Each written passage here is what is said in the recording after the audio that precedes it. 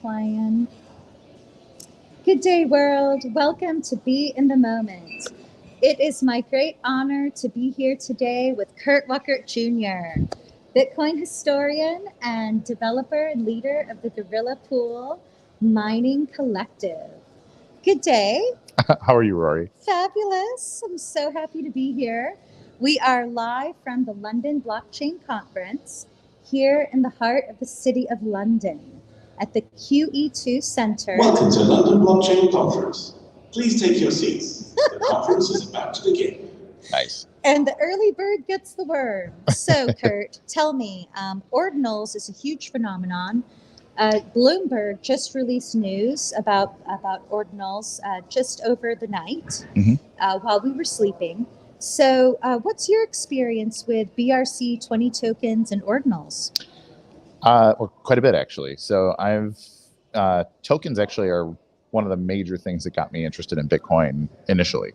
And in 2015, I also had, I was just getting into counterparty tokens and loved this idea of issuing assets on Bitcoin. And then this is really when the scaling war started, is that the op return got shrunk down to 40 bytes per transaction, which killed the thing that I was working on and really informed the way that I've treated Bitcoin ever since. Ordinals in general has been a real wake-up call for a lot of people. Like the small blocker mindset, Bitcoin can't do X, Bitcoin's not designed to do Y. That narrative has been, it's ruled the day for 5 or 6 years now. And it has just had its legs absolutely cut out from underneath it, which is amazing, because the ability to put assets in a UTXO on a coin, as it were, is incredible. And now BRC20 is an extension to that concept, given that you can issue multiple fungible coins on top of a single SAT. It's fascinating from a protocol standpoint. I can criticize some of the technicals about it, but ultimately, you can't just sit there and tell the market it's wrong. So I think it's fantastic. I think it's amazing. It is something that I have been hoping people would get their eyes open to for many years now. So it's a lot of vindication on me standing firm and saying, no, Bitcoin can. And I think we're just getting out the gates with it. I think people, now that it's just going to be thousands of people thinking about what can we do with this. I mean, it goes exponential. Right. Quickly. That's the data on chain. Yeah. And we have seen in the past, they called it colored coins. So nowadays this is alive, and we have seen that some folks have said, oh no, don't spam the network. And from my humble opinion, it's as though back in the day, Hal Finney and Satoshi, they were looking at that 1 megabyte limit as a kind of training wheels, or like a gate you put out for your children when they're learning to walk. You don't want them running all over the house or running marathons. They have to take baby steps first. So after the network grew and more miners joined in to build the Bitcoin network, then it was enabled to scale infinitely, unbounded. And then what happened is that some, demigods took control, and they changed the protocol to, limit it forever with the different functionalities enabled within the blockchain. So Kurt has vast experience from this history, and it's amazing to see what you're doing also with Jungle Bus today. Yeah. So we do a lot of things. Bitcoin has had those training wheels on for 13, 14 years now. And those training wheels are really great if you want to keep it small and if you want to keep it from growing. But I want Bitcoin to flourish. And so to do that, Jungle Bus really is it's a modified piece of node software, basically, and heavily modified, but it's designed to give people access to the data that's on the blockchain without having to download the whole blockchain and validate it themselves. And if we get exponentially bigger than where we are today, especially rapidly, if the block size goes up every quarter for, forever. That's very untenable for somebody to even run a pretty big business and operate a node for that data. So what we're saying is, hey, we run a mining pool. We have to run nodes, very, very powerful ones. So what if we have this tangential side node that is designed for you to connect to it to extract just the data you need for your business? So we're sort of becoming like an ISP, essentially. So Yes, I want people to think of us the way that they think of AT&T or Comcast, or if you're moving your business into this building, you need to figure out who your ISP is, and that's your first thing you do. Provider. Yes. Right. Yes. And so with that, we have seen. Well, actually, you just blew my mind. I lost it. But the other concept is about data on chain, and that this is a protocol for the data economy. So Bitcoin is not just technology, it's an economic system. And the miners have incentives to mine.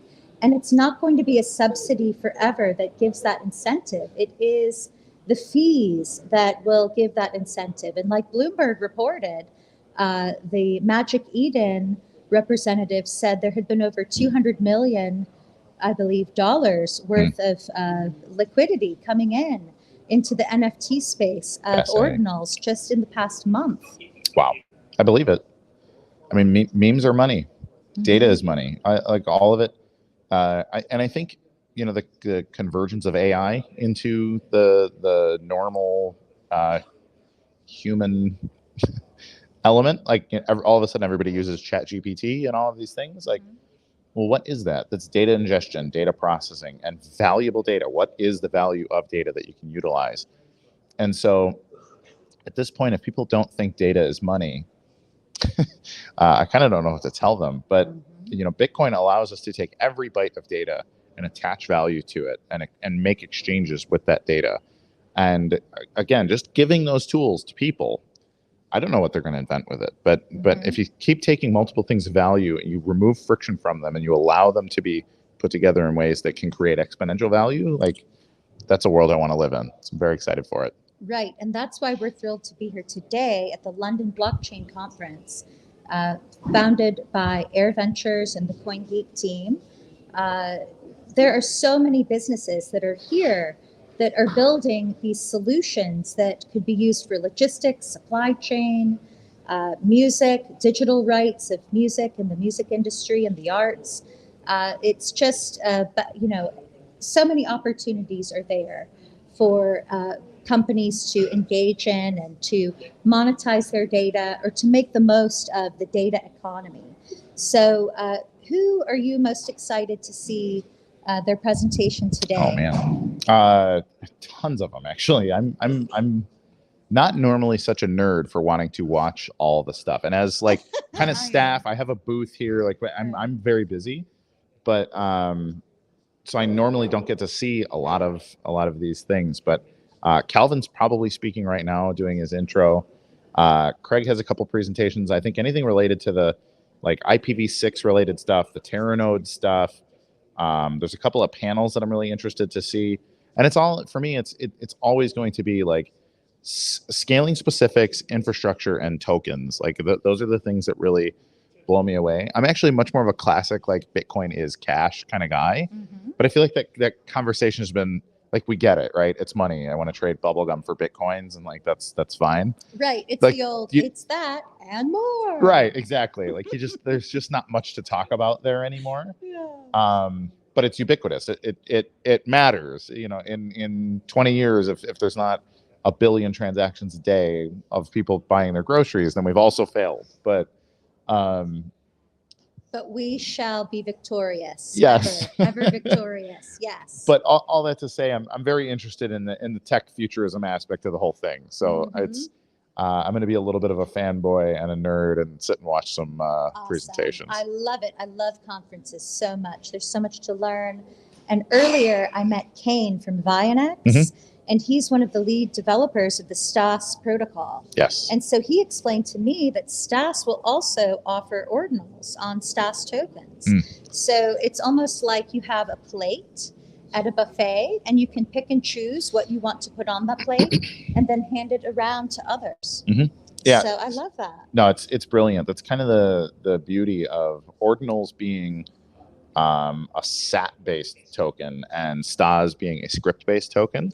means that you can marry them together and you can have a STAS ordinal without having to do any real modification of either concept. And so interoperability. Yeah. I love it. And then Yes. how about on Run?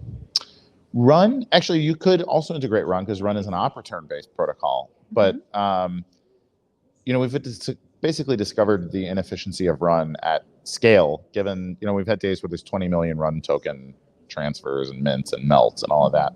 And Run is really great, but trying to have a protocol do too many things at once is something that Run tried nobly to do, and I think I still am a fan of Run protocol, but it can only scale to a certain point before it can't go any further because it's trying to do too many things. It's trying to simulate Ethereum, and that's why Ethereum can't scale also. Exactly. So, and this brings me back to what I forgot earlier, and that is the Raspberry Pis. So people that have been in the BTC decentralization keyword fan club for so long, they have focused on being in control. They say, I have the whole blockchain on my Raspberry Pi. This is decentralization. I'm the boss.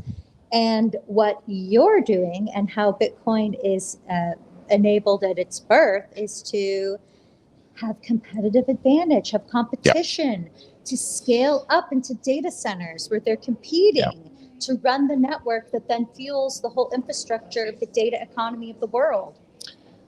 Small blockers are political, and they're political first. And so they start at a political problem, they create a political solution, and then they try to back the technology into it.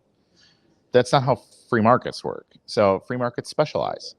The more you give people opportunity to specialize and optimize, the better, faster, cheaper that the tech gets, and frankly, the freer the economy gets. And so under the guise of, hey, it's really important to keep the tech small so we can be more free, they have turned themselves into a new layer of an aristocracy, like slapping people's wrists and enforcing purity tests. It's not healthy.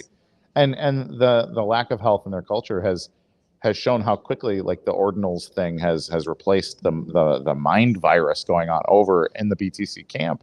And it's because, again, it's freedom. They're the more free group over there, and they're replacing the rigid, the antiquated sort of, I don't know what to call them. Yes, I know. This is a bit rude, but I had thought of the word control freak. Yeah, no, I think that's fair. Right? And it's like a mother hen sort of. It really makes me think like Spanish Inquisition almost. Like, you're like, these are the rules; they're unbreakable. Like, why did you think you could do this? It's very, it's insidious. It's really, really unhealthy. Right. So we're glad to be here in the free market-based, ever-improving, continuous improvement Kaizen scene. And Twitter Spaces has become ever more exciting. Oh, yeah. Because now all the people are mingling together. So the folks that were on Ethereum, which couldn't scale because it's the second layer run on Raspberry Pis with the on and off channels, and it's just a big, mess over there. They are now getting into Ordinals and building Ordinals on BTC, and that network is expanding. And then in BSV, we've been here all along since 2018, championing the essence of the productiveness and the utility of Bitcoin. Yep. And when our friends or our professors say, hey, this is blockchain, right? Yes, Bitcoin is the application of blockchain. So it's very exciting to be here now and to gather all the clicks together and say, hey, let's play. Well, exactly. I mean, that's the thing. Like, you're giving people modular building blocks, like a box of Legos, and say, hey, what can you build? And the answer is anything. And if you can get that far with it, I mean, who knows? Like, there's some small percentage of people that are the geniuses that will invent something incredible with the tools you give them. And all I try to do is give people more and more tools. I want to see what they build, be part of the fun. So. Yes. And Kurt, you are a lot of fun and you're a great teacher, and you're also have the championing spirit. So thank you for your courage and your determination, your grit and your goodwill and your leadership. Well, thank you, Rory. Yes, thank you. Bitcoin historian, Kurt Wuckert Jr., live from London. So y'all, welcome back soon. We'll have more live broadcasts here from the CoinGeek stage. You can see Kurt broadcasting with the pros. And then I'll be back again soon for more talk on everything Ordinals. Bye.